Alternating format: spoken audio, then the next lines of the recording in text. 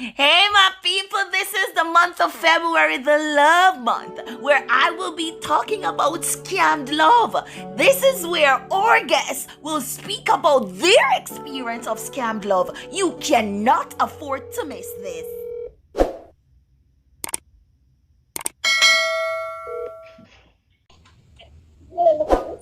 Hello, good night, Susan. How are you doing?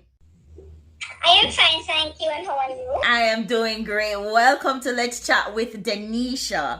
All right, so I'll just go ahead and asking you the questions right away. What is your definition of love?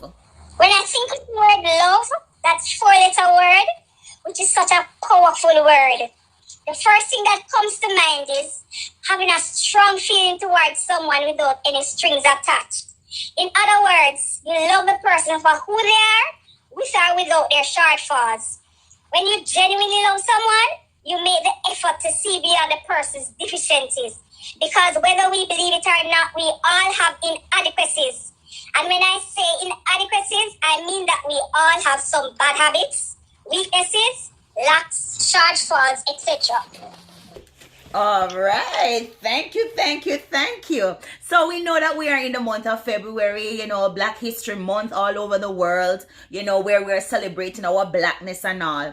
As a black woman, do you think that black love is there such a thing as black love, and do you think that we love differently? All right. To some extent, I strongly agree that as a black woman, our love kind of different from other races because of how slavery and culture has impacted our lives.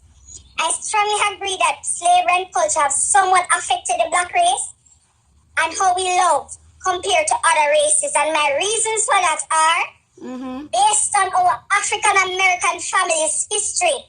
Slavery not only inhibited family formation, but made stable, secure family life difficult, if not impossible. Enslaved people could not legally marry in any American colony or state. Colonial and state laws considered them property and commodities, not legal persons who could enter into contracts. And marriage was and is very much a legal contract. This means that until 1865, when slavery ended in America, majority of African Americans could not legally marry. In northern states such as New York, Pennsylvania, and Massachusetts, where slavery had ended by 1830, free African Americans could marry. But in the slave states of the South, many enslaved people entered into relationships that were treated like marriage. They considered themselves husbands and wives, even though they knew that their unions were not protected by state laws. And that's why today, most Jamaican black men believe that you should take a woman and call her your wife without any legal and binding agreement. Atio. Yes. Thank you.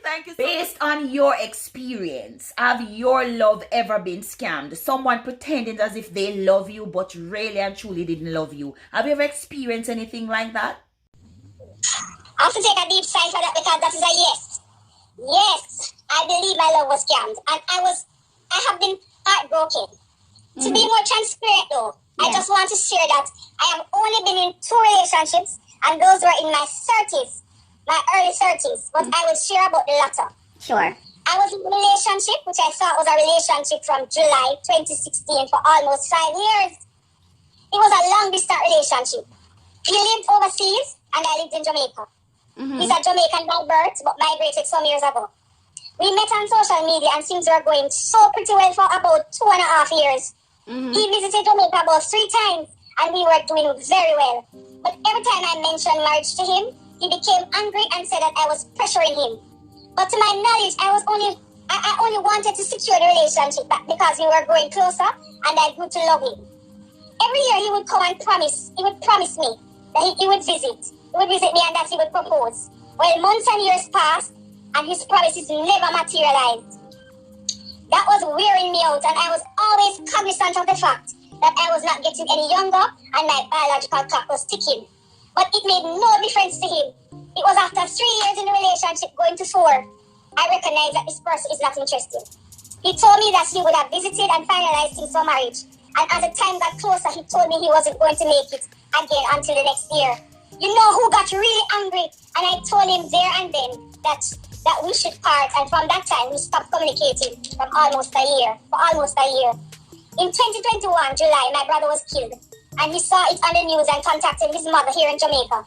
And his mom told him to call me and offer his condolences. He never called the same time until months after. When he called, I thought he really wanted to get back together, but instead he wanted to just be friends. And that's when I decided to move on completely without his friendship. He told me it wasn't my fault and nothing was wrong with me. It was on his part. I was left broken, frustrated, and confused. Whoa, girl, you have shared some stuff that I know that a lot of people have been through, and I myself have been through a similar situation. Like, Susan, thank you so much for sharing that. And I know that many men out there and many women out there would have been what we call string along for years when the other party is just not ready to commit And not willing to say that they're not ready to commit. But I'm hoping that as the years progress and days go on, that you will heal from this heartbreak. We have this saying, every hoe of them tick a bush. Do you believe in this saying? Do you agree with it? Well, based on my life, I can only talk about my life. I can't say I agree or disagree. I'm yet to find out if this statement is true. I am in my early 40s and I've never been married. And I have been faithfully waiting and looking for my tick a bush. And to no avail. I have only had 2 relationships, and those were in my 30s. And I was always hopeful and ready for marriage. But obviously, those were not my tick. I am now waiting to see if this oh, she's me will ever find her tick. Thank you. Oh, no, I love Susan. Oh my God, I love Susan like over and over again. Susan, thank you so much, and I really hope that you will definitely find no, who are gonna find you, not something like so. I really hope that before 2022 ends, that your husband will find you in Jesus' name. And all these other females who are single and waiting, and men who are single and waiting, their partner will locate them in Jesus' name. Susan, thank you for having me. Thank you, Susan, and thank you, it's all pleasure. Whoa, guys. Whoa. What do you have to say? Listen, I'll see you again on Love and on Scammed Love. Yes. Have your love ever been scammed? I'll see you again. Thank you guys for tuning in to Let's Chat with Tanisha.